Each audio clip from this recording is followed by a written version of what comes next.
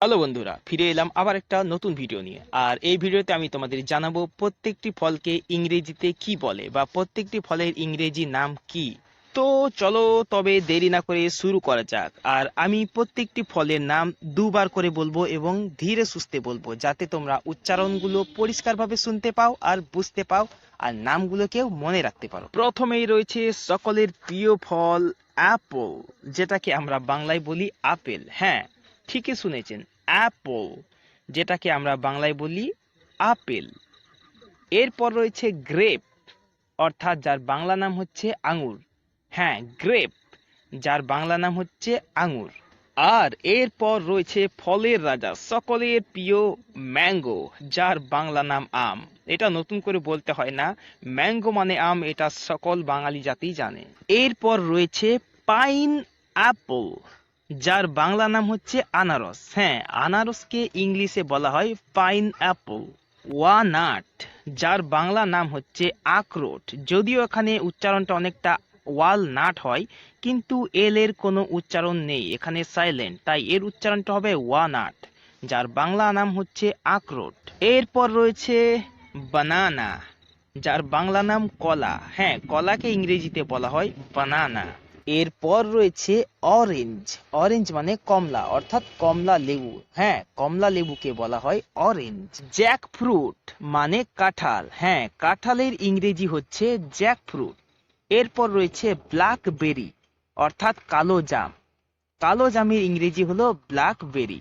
এরপর রয়েছে পাম, পাম মানে হচ্ছে তাল, যেটা ভাদ্র মাসে পাকে এবং এটা থেকে আমরা তালের বড়া তৈরি করে খাই।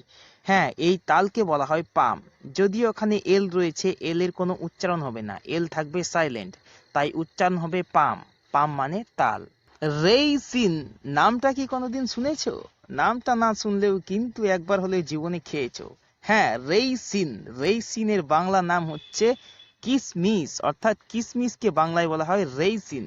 এরপর কিন্তু বন্ধুরা কেউ আমাকে আবার জিজ্ঞাসা করো না যে কিসমিস মানে কি। কিসমিস মানে যদি তোমাকে বোঝাতে যায় তাহলে বলতে হয় লঙ্কা শুকিয়ে যেমন তৈরি হয় শুকনো লঙ্কা, ঠিক আঙুর শুকিয়ে তৈরি হয় কিসমিস। ডেট, নামটা শুনে অনেকে হয়তো বলবে ডেট মানে তারিখ, কিন্তু না বন্ধু, ডেট মানে এখানে ফলের জায়গায় ডেট মানে হচ্ছে খেজুর। হ্যাঁ, খেজুরকে ইংলিশে বলা হয় ডেট। বেরি, হ্যাঁ একটু আগে শুনেছিলাম ব্ল্যাকবেরি, যার নাম ছিল কালো জাম, কিন্তু এখানে শুধু বেরি, তাহলে নিশ্চয়ই এর নাম হবে জাম, অর্থাৎ জামের ইংরেজি হচ্ছে বেরি। এবার দেখি অলিভ, অলিভ মানে কি বলতো? অলিভ মানে জলপাই। ইয়েস বন্ধু, জলপাইকে ইংলিশে বলা হয় অলিভ। মনে পড়ে বন্ধু, সেই ক্লাস ওয়ানে একটা ছড়া পড়েছিলাম, আতা গাছে তোতা পাখি, ডালিম গাছে মৌ। হ্যাঁ, সেই ডালিমের ইংরেজি কি? পম গ্রেনেট। ইয়েস বস, পম গ্রেনেট মানে হচ্ছে ডালিম, অর্থাৎ ডালিমের ইংরেজি হচ্ছে পম গ্রেনেট। উফ, ফুচকাতে একটু বেশি করে না দিলে এর স্বাদটা পাওয়া যায় না। বুঝতে পারছো কি বন্ধু? ট্যামারিন মানে তেঁতুল। হ্যাঁ, ফুচকার জলে বেশি করে ট্যামারিন না দিলে এর স্বাদ পাওয়া যায় না, অর্থাৎ তেঁতুল, তেঁতুলকে ইংলিশে বলা হয় ট্যামারিন। কোকোনাট মানে তো নারকেল, সে তো অনেকেই জানে। হ্যাঁ, নারকেলকে ইংলিশে বলা হয় কোকোনাট। পাপা, পাপা মানে কেউ কিন্তু আবার বাবা বলো না, ফলের জায়গায় পাপা মানে হচ্ছে পেঁপে। ইয়েস স্যার, পেঁপেকে ইংলিশে বলা হয় পাপা, যদিও এখানে ডাব্লুর কোনো উচ্চারণ নেই, অর্থাৎ ডাব্লু সাইলেন্ট। পিস্তাচিও, নামটা কেমন যেন অদ্ভুত, কিন্তু এই অদ্ভুত নামের বাংলা নাম হচ্ছে পেস্তা। ইয়েস গুরু, পেস্তাকে ইংলিশে বলা হয় পিস্তাচিও। গুয়াভা মানে তো পেয়ারা, আমরা প্রায় সকলেই জানি, পেয়ারাকে ইংলিশে বলা হয় গুয়াভা। স্টোন, স্টোন বলতে পাথরকে বোঝায়, কিন্তু বস ফলের জায়গায় স্টোন কথা ইউজ করলে এর মানে হয় ফলের আঁটি, অর্থাৎ ফলের আঁটিকে বলা হয় স্টোন। ফ্ল্যাশ, ফ্ল্যাশ মানে হচ্ছে ফলের শাঁস। ইয়েস স্যার, ফলের শাঁসকে ইংলিশে বলা হয় ফ্ল্যাশ।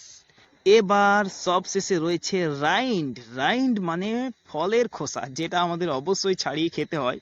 তবে মোটামুটি আমি তোমাদের 25টারও বেশি ফলের নাম বললাম, জানি না তোমাদের কতগুলো মনে থাকবে।